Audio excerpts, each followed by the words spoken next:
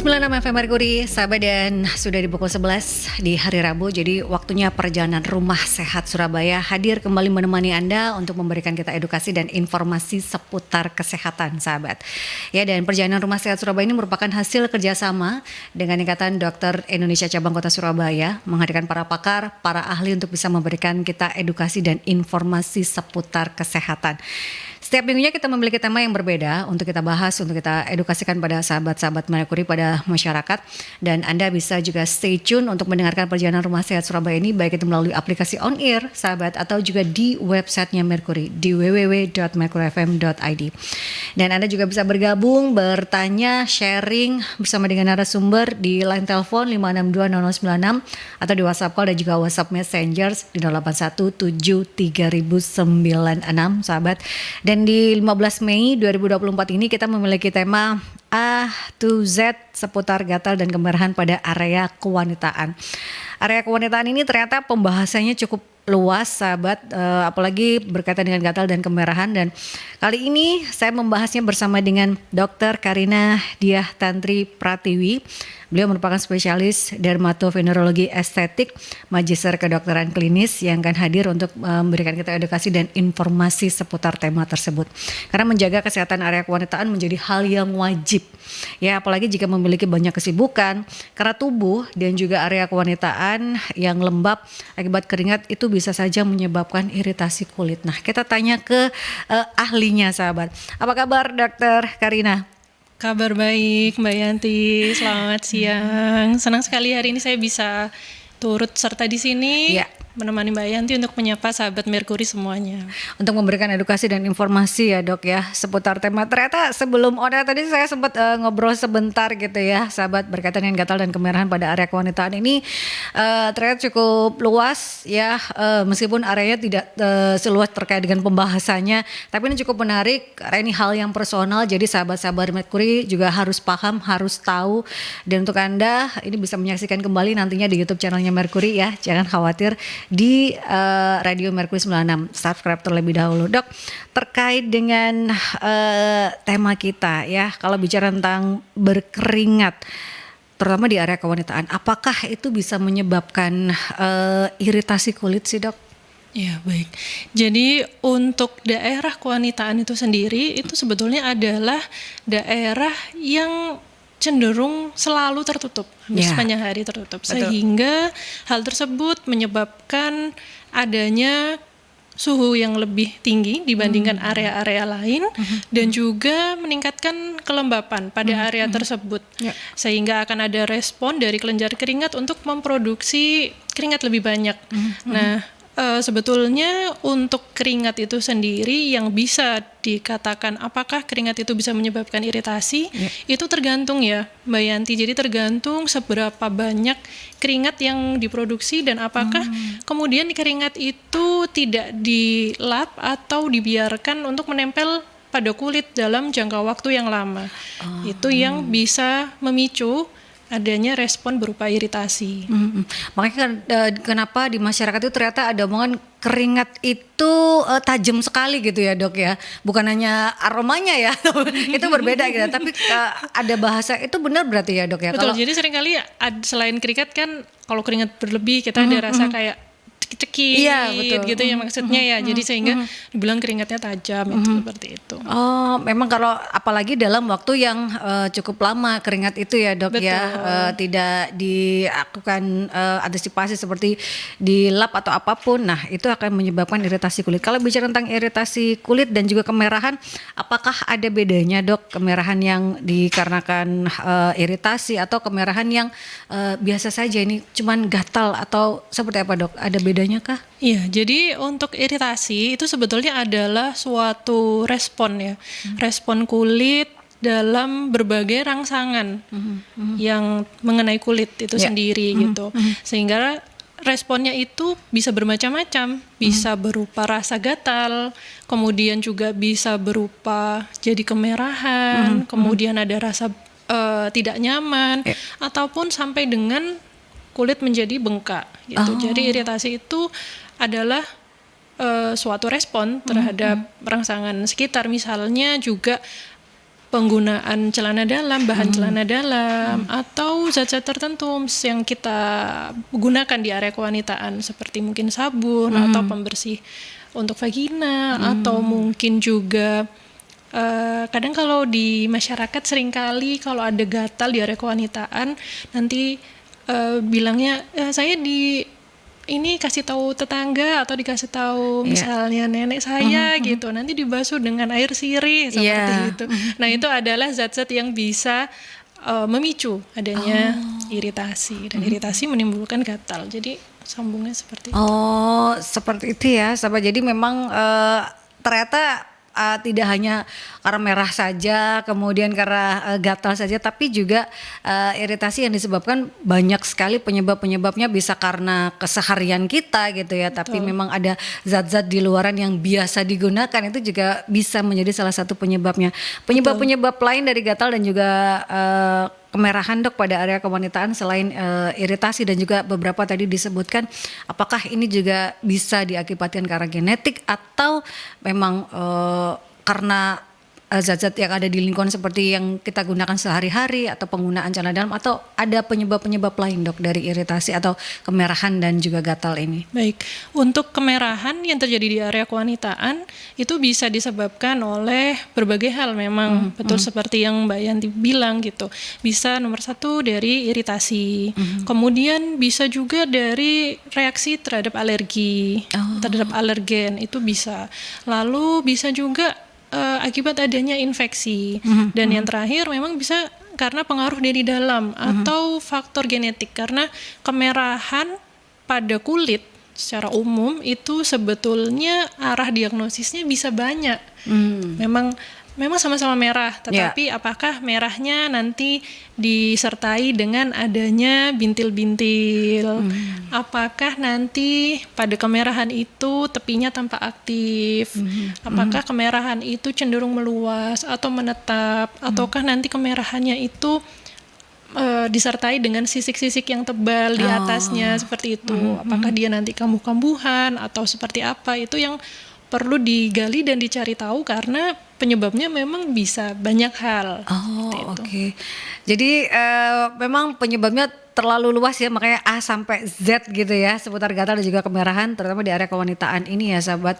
Bisa karena memang iritasi, tapi bisa juga karena alergi, atau bisa juga karena genetik ya. Jadi dicari tahu terlebih dahulu apa penyebab pastinya, Dok, kalau bicara tentang gatal dan juga kemerahan mungkin ya. Ini saya tanyakan tadi di awal waktu ketemu dengan Dokter Karina. Yang normal dan tidak normal itu, apakah gatal dan kemerahan ini normal atau memang ini tidak normal? Normalnya seperti apa, dan bagaimana berkaitan dengan kalau saya gatal dan kemerahannya hanya sesekali dan itu timbul tenggelam, itu seperti apa? Apakah itu normal atau memang saya harus melakukan pemeriksaan? Seperti apa, Dok? Ya, baik.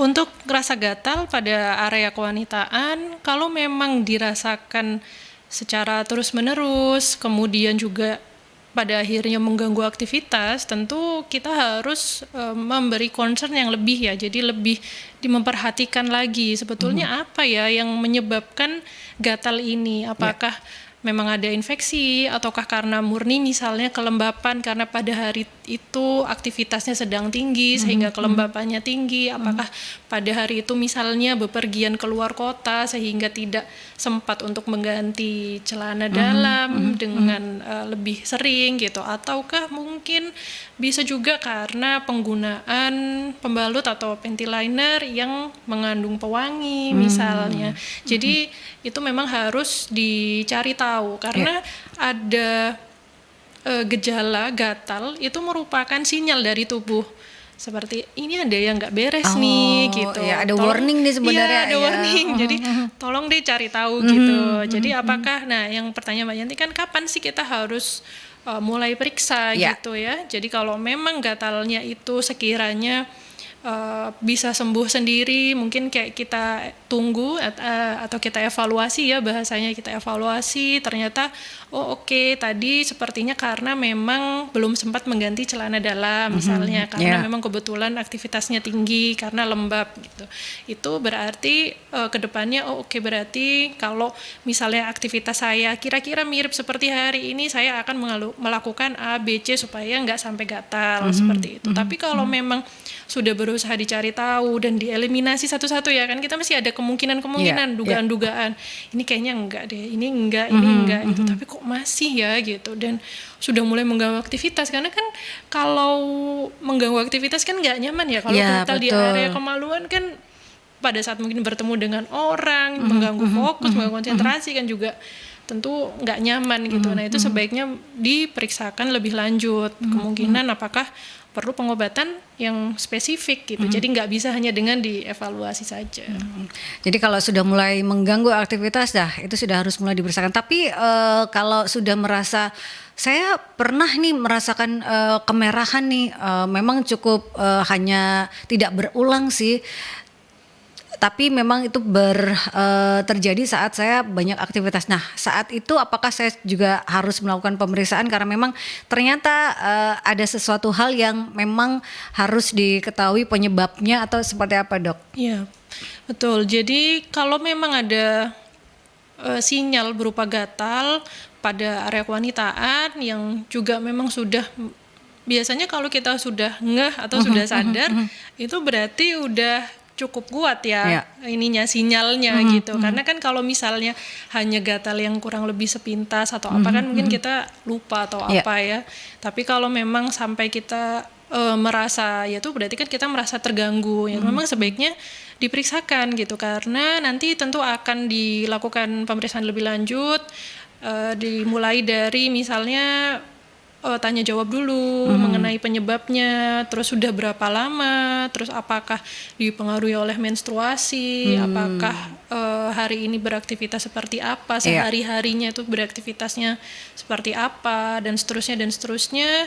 Nanti kemudian akan dilakukan pemeriksaan fisik yang lebih lanjut, jadi akan dilihat seperti apa sih sebetulnya merahnya itu, apakah gatalnya itu ada merahnya, apakah merahnya itu ya ada sisiknya, apakah ada bintilnya seperti yang tadi kita bahas. Jadi nanti akan dicocokkan supaya nanti diagnosisnya bisa lebih mengerucut. Apabila memang dirasa perlu, nanti dokter akan menyarankan untuk dilakukan pemeriksaan kerokan kulit. untuk Jadi nanti mengetahui ya, Dok, ya. Betul, diperiksa apakah mungkin ini infeksinya sepertinya jamur atau ke bakteri. Jadi diperiksa di bawah mikroskop. Apalagi kalau misalnya ada gejala tambahan, Mbak Yanti, misalnya keputihan. Itu kan saling berkaitan gitu. Ada keputihan juga. Nah, keputihan seperti apa sebetulnya yang perlu kita waspadai ya? Keputihan yang dia ada gatal, kemudian dia ada bau, bisa bau tidak sedap atau amis gitu, dan juga keputihan yang ada warnanya, misalnya kehijauan, apakah putih seperti susu pecah. Nah itu memang udah waktunya untuk pemeriksaan lebih lanjut ya, Dok. Pemeriksaan lebih lanjut gitu, karena kan keputihan ya balik lagi ya, ada yang memang normal, ada yang itu tadi yang diwaspadai gitu ya, Dok ya. Ini mengarah karena untuk ke kesehatan reproduksi gitu. Betul. Ya, seperti itu ya, sahabat. Nah, kita akan ke jeda iklan terlebih dahulu, sahabat, dan sambil saya membuka waktu untuk Anda bisa bergabung bertanya bersama dengan Dr. Karina Diah Tantri Pratiwi, spesialis dermatovenerologi estetik, magister kedokteran klinis berkaitan dengan A to Z seputar gatal dan kemerahan pada area kewanitaan di 562 0096 atau di WhatsApp call dan juga WhatsApp Messengers di 08173096. Kita ke jeda iklan terlebih dahulu, sahabat ya. 96 FM Merkuri, sahabat, dan kita masih di perbincangan Rumah Sehat Surabaya di edisi 15 Mei 2024 berkaitan dengan tema A to Z seputar gatal dan kemerahan pada area kewanitaan. Dan saya ini membacakan pertanyaan dari Mbak Yutan. Terima kasih sudah bergabung di WhatsApp Messengersnya Merkuri. Dok, kenapa setelah mencukur di area kewanitaan itu kadang suka merah dan gatal ya, Dok? Apakah itu tidak apa-apa atau ada apa-apa ya, Dok? Oke, Gimana ini langsung Dokter Karina? kita langsung bahas ya, Ya. Mbak Yanti ya. Jadi untuk mencukur di area kemaluan itu perlu kita tanyakan sebetulnya ke Mbak Intan tadi ya, penanyanya. Mencukurnya dengan alat apa? Apakah dengan pisau cukur? Apakah dengan gunting? Ya. Apakah misalnya dengan metode waxing? Apakah dengan IPL atau alat laser dan seterusnya gitu. Karena hal tersebut juga akan mempengaruhi apa yang akan terjadi pada organ kemaluan yang rambutnya dicukur itu. Biasanya kalau kemerahan itu kebanyakan wax mungkin ya Dok ya. Bisa jadi. Atau bisa cukur mungkin kemerahannya nggak sebanyak untuk wax gitu ya. Iya, bisa jadi. Jadi seringkali ya karena adanya iritasi ya. Nah, apakah iritasinya itu sampai sejauh mana pertanyaannya? Apakah kemudian disertai dengan rasa perih gitu? Karena pada saat kita mencukur, terutama dengan pisau cukur ya, itu akan ada namanya mikrolesi. Mikrolesi itu dia ibarat luka tapi mungkin nggak kelihatan dari mata kita, nggak akan nampak gitu. Tapi sebetulnya ada luka-luka atau kulit itu nggak utuh gitu sebetulnya. Nah kulit yang nggak utuh itu kan akan bisa memudahkan masuknya alergen lebih lanjut. Atau misalnya tadi iritasi karena keringat. Jadi bersambung selain dari iritasi karena mencukur ya. Karena ada. Keringat itu tadi lembab gitu ya Dok ya. Iya, itu bisa jadi kalau ditanya itu ada apa-apa atau tidak ada apa-apa, iya ada apa-apa sih pastinya. Karena kan itu balik lagi prinsipnya berarti tubuh kita ngasih sinyal gitu. Jadi apakah mungkin perlu dievaluasi, mungkin alat untuk mencukurnya itu seperti apa, ataukah dia sependek apa dicukurnya gitu dan seterusnya. Jadi kehigienisan dari alat cukurnya itu seperti apa? Oh, Mbak Intan menambahkan dengan alat cukur elektrik Dok, hanya kemerahan saja sih Dok biasanya setelahnya melakukan cukur itu. Kalau untuk alat cukur elektrik ya pasti akan tetap ada gesekan ya antara pisau cukurnya dengan kulit sehingga pasti akan ada respon-respon tertentu. Nah itu tadi kalau memang seiring berjalannya waktu dievaluasi secara mandiri ternyata sudah tuntas nih, sudah nggak terasa gatal berarti it's okay gitu. Tapi kalau memang kok berlanjut terus sampai 2 hari sampai 3 hari kok jadi perih, kalau misalnya terkena keringat kok jadi lebih makin hari makin nggak nyaman, itu sebaiknya diperiksakan karena kemungkinan perlu dibantu dengan obat-obat topikal atau dioles dengan bahan-bahan tertentu yang diresepkan. Karena mungkin itu iritasi ya Dok ya. Betul. Iritasi karena mungkin mungkin kurang apa ya, kita nggak tahu bakteri ini ada di mana gitu ya Dok ya. Itu bisa jadi malah iritasinya melebar gitu ya untuk Mbak Intan. Kita kembali lagi Dok, ini berkaitan dengan keluhan di area kulit kewanitaan ya seperti merah dan juga gatal, itu apakah bisa dikatakan menjadi pertanda penyakit pada organ reproduksi atau kesehatan reproduksi kita bermasalah? Oke, jadi kalau kaitannya dengan organ reproduksi itu berarti kita masuk ke area yang lebih dalam gitu ya, sehingga tentu gejalanya akan ada tambahan-tambahan gejala yang tadi seperti yang pernah keputihan kita singgung ya, itu adanya tambahan gejala berupa keputihan. Kemudian apakah juga keputihan ini misalnya ada gitu ya dan ada disertai dengan nyeri pada panggul. Nah itu pasti arahnya akan lain. Ataukah selain keputihan ada perdarahan yang abnormal atau perdarahan di luar siklus menstruasi atau perdarahan yang ini tidak biasa gitu. Nah itu besar kemungkinan ada keterlibatan dari organ reproduksi yang lebih dalam sehingga perlu diperiksakan gitu. Nantinya apabila berkonsultasi dengan spesialis dermatologi estetika atau SPDVE, apabila memang perlu untuk join dengan spesialis obstetrik ginekologi gitu. Nanti dikonsulkan bersama gitu ya Dok ya. Jadi ditangani multidisiplin seperti itu bisa untuk kulitnya bagian luarnya dengan spesialis kulit dan kelamin atau SPDVE. Kemudian apabila memang dicurigai ada keterlibatan organ dalam reproduksi, ya tentu dengan spesialis obstetrik ginekologi. Jadi itu penting juga ya untuk diperhatikan dan juga diperiksakan. Karena ini kan bicara tentang gatal dan juga kemerahan ini gejala yang banyak gitu ya sahabat dari beberapa penyakit. Jadi indikasinya apakah ini memang berhubungan dengan kesehatan reproduksi itu juga harus dikonsulkan. Nah ini kan berhubungan juga dengan diagnosis ya dok. Kalau bicara apakah berhubungan dengan kesehatan reproduksi kan diagnosis. Nah untuk bicara tentang diagnosis supaya lebih tepat tegak diagnosisnya, pemeriksaan apa saja yang harus dilakukan oleh sahabat-sahabat Merkuri berkaitan dengan gejala seperti gatal dan juga kemerahan di area kewanitaan ini dok? Baik, jadi apabila sahabat Merkuri mengalami keluhan berupa kemerahan di area kewanitaan, itu sebaiknya diamati atau seperti diingat-ingat gitu ya. Ini awalnya tuh gimana ya? Oh ya awalnya kayaknya gini, terus tambah lama tambah luas gitu. Oh tapi kok tambah lama tambah ada keputihan ya gitu. Oh terus kok ada nyeri ya saat berkemih gitu. Itu yang perlu dievaluasi, diingat-ingat.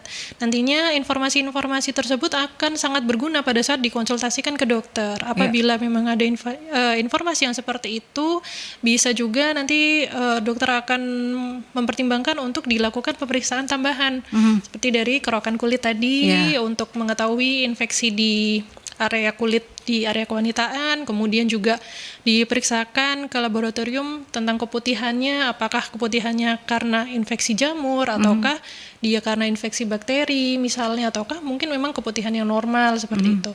Kemudian apabila juga disertai dengan keluhan berkemih, tentu akan dipertimbangkan untuk dilakukan pemeriksaan kencing, apakah sebetulnya akarnya itu infeksi saluran kencing, itu bisa juga. Itu kan ada juga gejala berupa nyeri panggul dan apabila memang sudah dieliminasi, apakah kemudian kecurigaannya ke arah organ reproduksi, nah, itu mungkin akan dilakukan pemeriksaan USG oleh spesialis obstetrik ginekologi. Untuk diketahui lebih lanjut gitu ya dok ya, dokter spesialis dermatologi venerologi estetik ini akan melihat secara di kulitnya ini apakah ada indikasi berkaitan dengan masalah kulit itu tadi, tapi kalau memang dieliminasi ternyata ujungnya atau akarnya itu ke reproduksi ya konsulkan ke SPOG gitu ya. Iya betul, karena kulit itu seperti jendela organ tubuh kita sebetulnya gitu. Jadi gejalanya yang muncul itu di kulit, misalnya entah itu bercak atau apa, tapi sebetulnya akar permasalahannya itu ada di organ dalam. Itu bisa sekali. Kulit itu adalah cerminan gitu ya dok ya. Cerminan dari kesehatan Anda gitu ya. Ternyata jangan salah gitu. Dok ini diagnosis sudah dilakukan, tegak diagnosis beberapa bahkan dilakukan uji laboratorium atau di bawah mikroskop untuk mengetahui lebih detail lagi terkait dengan apakah gatal dan kemerahan di area kewanitaan ini. Nah, pengobatan dan juga tata laksana yang tepat itu seperti apa kalau kita berkaitan dengan gatal dan juga kemerahan supaya tepat sasaran itu dilakukan diagnosis tadi. Nah, untuk tata laksana juga pengobatannya seperti apa saja dok?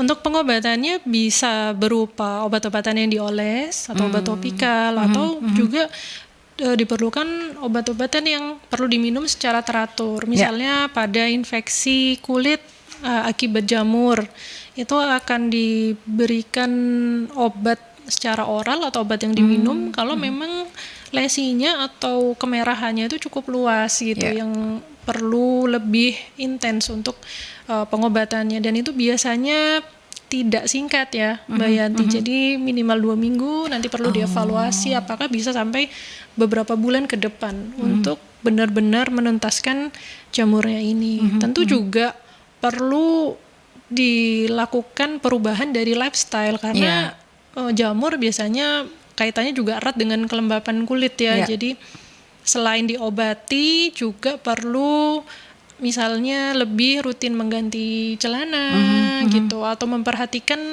kelembapan gitu ya, dan kebersihan di area kewanitaan gitu. Jadi saling berkesinambungan. Kadang-kadang kan ada juga yang saya sudah minum obat gitu, tapi lifestyle-nya tetap aja gitu ya. Jadi kan kita nggak bisa putus mata rantainya ya. Sebetulnya kan perlunya kita untuk mencari tahu akarnya itu apa, itu kan supaya bisa benar-benar teratasi dengan tuntas gitu. supaya lebih tepat gitu ya untuk pengobatan dan juga tata laksana supaya tidak menjadi lebih parah gitu ya sahabat. Nah ini ada pertanyaan lagi dari Mbak Septia Ika. Kalau pas hamil terus ada rasa gatal di area kewanitaan itu hal yang wajar nggak sih dok? Untuk gatal pada kehamilan itu juga mesti kita cari tahu lebih lanjut ya. Gatalnya itu apakah di area yang masih bisa dijangkau tangan atau digaruk dengan tangan. Kadang-kadang kan bisa dibayangkan dia gatal yang kayaknya ini gatalnya di dalam, nggak bisa ini mau digaruk nggak bisa. Nah kalau memang gatalnya kerasanya di dalam itu kemungkinan berkaitan erat dengan hormonal karena ini berhubung pertanyaannya hamil gitu ya pada dok? saat hamil dan apalagi pada trimester yang ketiga ya, di mana itu kan kandungan udah makin besar, kelembapannya juga makin tinggi gitu. Jadi memang ya sebaiknya sekalian dilakukan evaluasi yang menyeluruh gitu. Seperti itu ya Mbak Septia Ika. Kemudian ada pertanyaan dari Mbak Nia, dok, apakah salah satu cara untuk menghindari gatal adalah dengan mencukur bul area kewanitaan dan apakah ini perlu dilakukan secara periodik? Bicara tentang mencukur, apakah mencukur ini bisa mengurangi efek dari gatal dan juga kemerahan? Tadi ditanyakan oleh Mbak Intan berkaitan malah merah setelah mencukur ini. Ditanyakan oleh Mbak Nia, apakah mencukur itu bisa menjadi solusi untuk mengurangi paling tidak gatal dan juga kemerahan dok? Oke, untuk mencukur kemaluan itu sebetulnya lebih ke opsional atau pada kebutuhan kita pada saat itu. Misalnya kita ada keluhan kemerahan pada area kewanitaan dan kemudian pada saat itu diperlukan pengobatan yang secara dioles atau obat topikal itu, maka sebaiknya memang rambut yang menghalangi kan digunting gitu supaya tidak menghambat dari penyerapan obat yang kita oleskan tuh. Untuk mencukur sendiri yang lebih disarankan adalah dengan gunting, jadi dilakukan supaya dia lebih pendek. Ataupun kalau dengan pisau cukur, ya sebetulnya bukan tidak boleh, tetapi itu tadi kadang-kadang kan kita takutnya mengenai kulit gitu ya dok ya? Iya, apakah arahnya itu misalnya keliru, terus jadi malah terjadi perlukaan lebih lanjut gitu, ataukah mungkin pada saat dicukur terlalu ditekan sehingga tergesek yang tadi ada mikrolesi itu tadi, itu yang perlu lebih diperhatikan sebetulnya. Kalau mau dengan cara lain misalnya dengan IPL atau laser itu juga sebetulnya bukan tidak boleh ya, tapi tetap kembali ke personal sebetulnya. Personal dan opsional, kebutuhannya seperti apa dan respon kulit kita masing-masing terhadap metode-metode ini tuh seperti apa gitu. Betul, belum tentu apa yang dilakukan oleh saudara Anda itu cocok untuk Anda gitu ya dok ya. Nah, itu kan personal ya dok ya. Iya betul sekali. Ini pertanyaan dari Ibu Chandra, dok, meski tidak gatal dan berbau, apakah kita diperbolehkan minum obat untuk MIS-V misalnya sebulan sekali? Ini obat apa ya Bu Chandra? Iya, oke, baik Bu Chandra. Pertanyaan menarik ya. Ini perlu dicari tahu juga obatnya sebetulnya obat apa gitu. Dan untuk perawatan MIS-V sendiri sebetulnya tidak perlu ada yang lebih khusus ya. Artinya ya untuk dibersihkan ya pada saat mandi, tidak perlu terlalu sering disabun seperti itu karena tentu kalau terlalu sering disabun pH-nya akan berubah. Apabila pH berubah maka juga ada kemungkinan perubahan dari mikroorganisme yang memang dia secara normal itu ada di area kewanitaan. Itu kan bisa malah mengganggu lingkungannya. Iya betul, gitu. Kan ada bakteri baik yang dibutuhkan ya dok ya. Nah kadang-kadang kalau masalahnya kalau kita gatal itu di area kewanitaan itu cenderung orang itu akan merasa ini kayaknya karena aku kurang bersih gitu. Nah itu dok, Akhirnya itu yang akan saya tanyakan, apakah saat gatal itu boleh disabun atau wah ini kayaknya gak bersih nih, nah gitu, itu gimana dok? Nah itu tentu kalau apakah boleh disabun, tentu boleh pada saat ya mandi sewajarnya aja gitu.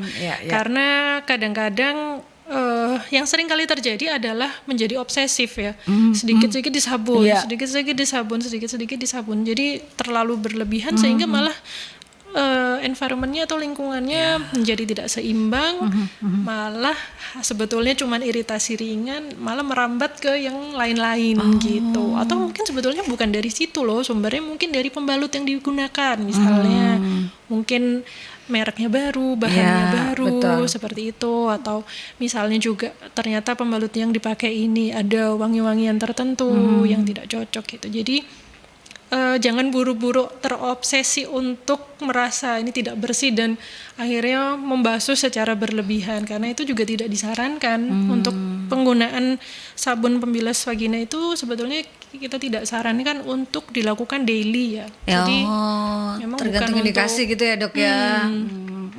memang tidak untuk setiap hari, rutin gitu enggak.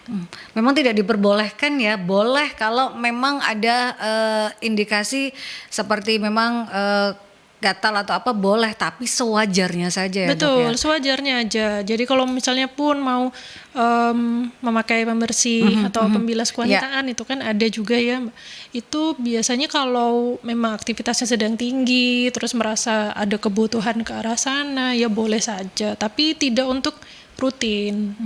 Dok, untuk penggunaan sabun ini apakah sebaiknya itu dikonsulkan terlebih dahulu, karena kan pH ini kan berbeda ya dok ya, persen to persen gitu ya. Apakah kita harus mengkonsultasikan, karena kan banyak sekali di luaran sana yang bisa dijangkau oleh masyarakat. Apakah ini sebaiknya dikonsulkan terlebih dahulu bergantung dengan kondisi kulit masing-masing atau seperti apa dok? Iya betul, karena sebaiknya memang dibawa kemudian dikonsulkan gitu. Misalnya kayak ini mau pakai ini sebaiknya bagaimana ya, apakah cocok, apakah boleh gitu. Dan kalaupun ini kan tetap semua itu baliknya personal ya, cocok atau nggak cocok. Kalau untuk kita cari tahu ini cocok atau tidak itu seperti apa ya, itu yang mungkin perlu didiskusikan lebih lanjut gitu.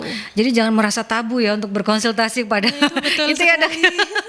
masih ada hal tabu ternyata ya dok ya. Karena di masyarakat kita. Seringkali datang dengan sudah meluas gitu ya, keluhannya sudah berlapis-lapis gitu. Karena malu untuk memeriksakan di awal gitu, karena merasa ragu gitu. Dan itu kalau gatal dan kemerahan diabaikan terus worstnya apa sih dok? Kalau kita bicara tentang gatal dan kemerahan di area kewanitaan? Iya, kalau misalnya kita biarkan secara terus menerus, kemudian dia akan semakin lama semakin meluas, tentu untuk pengobatannya juga akan membutuhkan waktu yang lebih lama ya Mbak Yanti ya.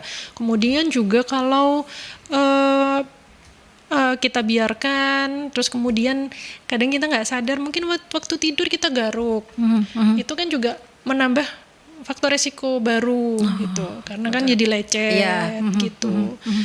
Itu tentu kalau makin lama ya pengobatannya juga akan makin sulit dan akan semakin meluas gitu, yang akan tentu mengganggu aktivitas sehari-hari.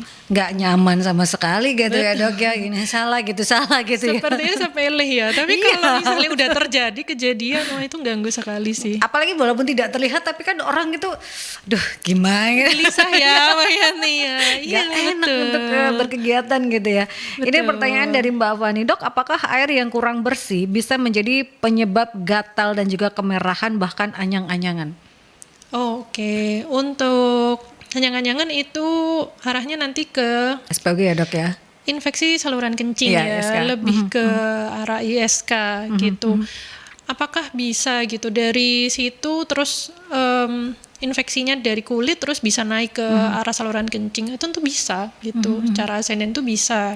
Jadi memang perlu ditindaklanjuti dan diperhatikan lebih lanjut gitu, apakah ini memang bisa untuk kita evaluasi secara mandiri ataukah ini memang perlu diperiksakan gitu. Jangan sampai tidak periksa itu karena merasa takut atau merasa tabu, malu gitu, ataupun malu. Itu bisa dieliminasi ya, sahabat, dengan mungkin Anda bisa memilih dokter yang kan bisa dilihat terlebih dahulu gitu ya. Anda searching, oh dokter Karina nih di sini, oh oke. Anda bisa nyaman dengan dokter sesama perempuan mungkin gitu ya dok ya. Itu bisa jadi seperti itu. Ini ada pertanyaan dari Bu Denis. Saya pernah menggunakan sabun pewangi untuk Miss V, justru terjadi gatal-gatal dok. Awalnya nggak tahu apa pewanginya atau pembersih kewanitaannya yang seperti apa. Dah untuk memilih sabun untuk pembersih di area kewanitaan itu yang bagusnya seperti apa dok? Ya, jadi untuk pemilihan sabun itu sebenarnya tidak ada yang khusus ya, tapi memang tidak disarankan pemakaian sabun antiseptik yang digunakan secara rutin, terutama untuk area kewanitaan, karena itu tadi bisa mengganggu keseimbangan dari flora normal yang ada di daerah kewanitaan. Untuk cara menjaga hygiene-nya sehari-hari ya pada saat mandi saja itu sebenarnya sudah cukup gitu kalau di area kewanitaan. Jadi nggak perlu untuk secara khusus kita lakukan di sabun secara berulang, misalnya setiap berkemih kemudian kita sabun, itu sebetulnya nggak perlu juga sih untuk itu. Itu akan mengganggu lingkungan gitu ya dok ya, di area kewanitaan. Dan kan juga berubah. dibilang setelah pakai itu jadi ada rasa gatal ya. Ya itu nggak memang tahu apa karena ada pewanginya atau betul, karena juga seringkali misalnya sudah ini sabun misalnya nggak pakai gitu, misalnya nggak ada pemakaian yang berlebihan atau tidak ada pemakaian sabun khusus, bisa jadi dari deterjen yang tertinggal di celana, sisa deterjen itu bisa. Pada orang yang kulitnya sensitif tentu bisa menyebabkan iritasi, itu mungkin sekali. Gitu. Itu bisa jadi penyebabnya tuh bisa dieliminasi. Oh mungkin karena ini ya, mungkin karena itu dieliminasi sendiri. Tapi kalau memang gatal dan kemerahannya terjadi cukup lama sampai lebih dari 3 hari, nah langsung saja berkonsultasi supaya penanganannya lebih tepat dan lebih cepat gitu ya dok. Betul. Ya dok, saat merasa gatal dan kemerahan di area kewanitaan, apa yang harus dilakukan dan apa yang harus dihindari oleh sahabat-sahabat Merkuri yang perempuan ini dok? Oke, pada saat ada gejala gatal dan kemerahan di area kewanitaan, kita yang pertama adalah memperhatikan kelembapan di area situ, di area kewanitaan. Dengan cara kita mengingat apakah kita memakai baju yang terlalu ketat, apakah celana dalamnya menyerap atau tidak. Kemudian misalnya jadi teringat, oh iya sering pakai legging gitu misalnya, itu kan ketat, menambah kelembapan gitu. Kemudian apakah mungkin ada sisa deterjen pada celana yang tadi kita bahas ya Mbak ya. Terus apakah ada penggunaan pembasuh vagina seperti douching vagina dan seterusnya, itu yang bisa membuat keadaan makin bisa melebar kemana-mana gitu. Itu dulu yang kita lakukan evaluasi, kemudian juga diingat-ingat apakah ada pemakaian pembalut yang baru, mungkin bahannya berbeda dari yang sebelumnya, ataukah pada saat itu mungkin kebetulan menstruasi kita memakai pembalut dalam durasi yang terlalu lama gitu. Itu kan juga bisa memicu adanya iritasi pada kulit, itu yang bisa dievaluasi secara mandiri di rumah. Kemudian kalau memang tidak ada sudah dicoba tapi coba dieliminasi tapi kok belum ketemu gitu ya, itu waktunya dikonsulkan, karena siapa tahu bisa jadi yang terjadi itu sebetulnya bawaan dari dalam gitu. Misalnya memang ada alergi atau ada yang namanya dermatitis seboroik, itu bisa, itu memang sifatnya kemerahan, kambuh-kambuhan dan harus dikendalikan karena bisa jadi dipengaruhi oleh stres juga gitu. Itu bisa sangat-sangat bisa gitu. Jadi itu yang mungkin perlu dilakukan dulu di rumah gitu sebelum akhirnya mungkin konsultasikan lebih lanjut gitu ya, seperti apa gatal dan juga kemerahan yang Anda alami di area kewanitaan gitu ya, setelah tadi dilakukan evaluasi secara mandiri terlebih dahulu ya dok ya, baru kalau memang Anda merasa wah ini saya harus nih ke dokter, nah itu silakan, karena lebih cepat Anda mengkonsultasikan tentunya akan lebih tepat penanganan di area kewanitaan ini, karena hal yang cukup sensitif ya sahabat, karena hal yang sangat pribadi, jadi menjaga kebersihan dan kesehatannya itu menjadi hal yang mutlak untuk kita, terutama para wanita ini ya dok ya.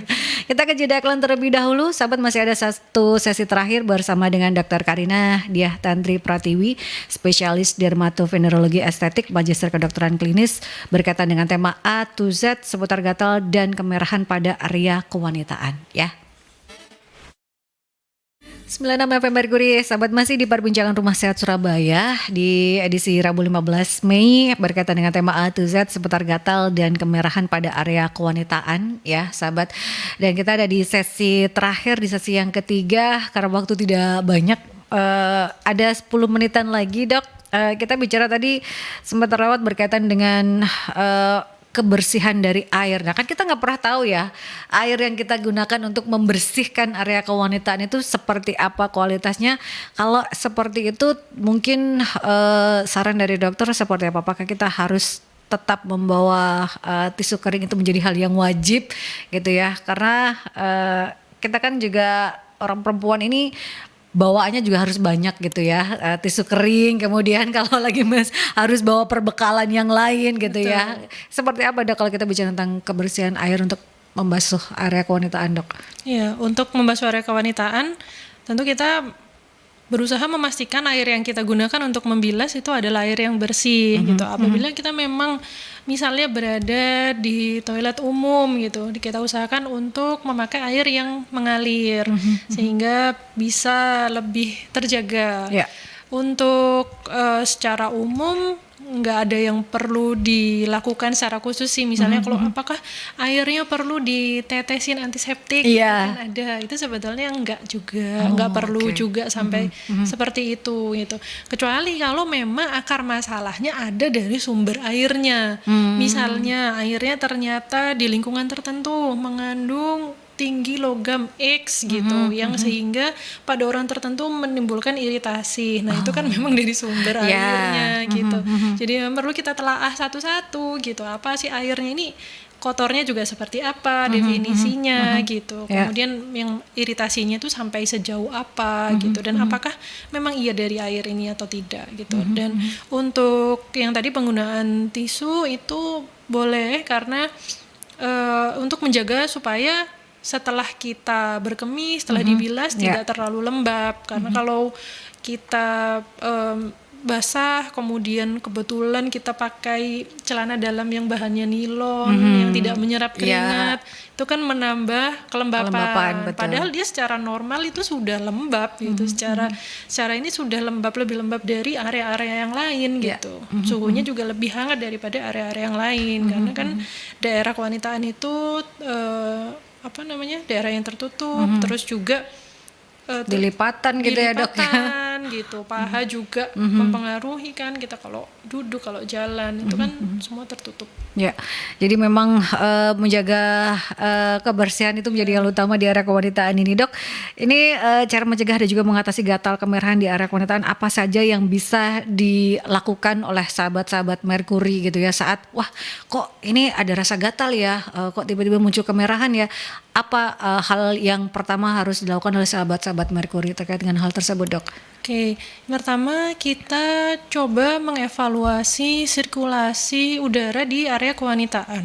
Apakah kita pakai celana dalam yang ketat itu tadi, ataukah mungkin celananya sudah oke, sudah celana bahan katun misalnya, bahannya sudah menyerap keringat, menyerap air dan segala macam, tapi ternyata bahan baju luarnya itu ketat, jeans misalnya, yang kemudian mungkin tidak bisa secara rutin diganti, durasi pemakaiannya juga terlalu panjang. Jadi itu yang bisa kita evaluasi ya. Jadi sirkulasi di area situ, di area kewanitaan itu mesti kita perhatikan. Kalaupun memang di rumah misalnya memungkinkan untuk pada saat tidur karena sedang ada keluhan gatal, pakai celana yang longgar sekali gitu, yang memang longgar banget gitu, atau nggak pakai celana dalam juga boleh kalau itu opsional. Tapi intinya sebetulnya dari yang saya sarankan itu adalah sirkulasinya itu seperti apa, sirkulasi udaranya itu seperti apa. Itu kemudian yang pertama. Kemudian yang kedua tentu hygiene-nya di situ ya. Hygiene ini juga dua mata pisau, jangan juga terlalu obsesif dengan hygiene yang bersih sehingga setiap berkemih disabun gitu. Jadi semakin mengganggu lingkungan yang alaminya. Tetapi juga kalau misalnya hygiene-nya juga kurang diperhatikan, misalnya memakai pembalut dalam durasi yang terlalu lama itu tadi, kemudian setelah berkeringat tidak langsung diganti untuk bajunya, celananya gitu. Karena seringkali saya sekarang kan lagi hype ya nge-gym Iya, gitu. betul. Diusahakan itu kan kalau nge-gym itu pasti kita high intensity ya, pasti berkeringat ya. Betul. Dan tentu kalau nge-gym biasanya bajunya nggak longgar ya, Iya. bajunya ketat. Nah, diusahakan setelah dari situ, setelah nge-gym ganti bajunya gitu. Semua diganti baru pulang. Karena kan kalau di gym juga ada tempat untuk Mandi berganti ya. baju ya biasanya.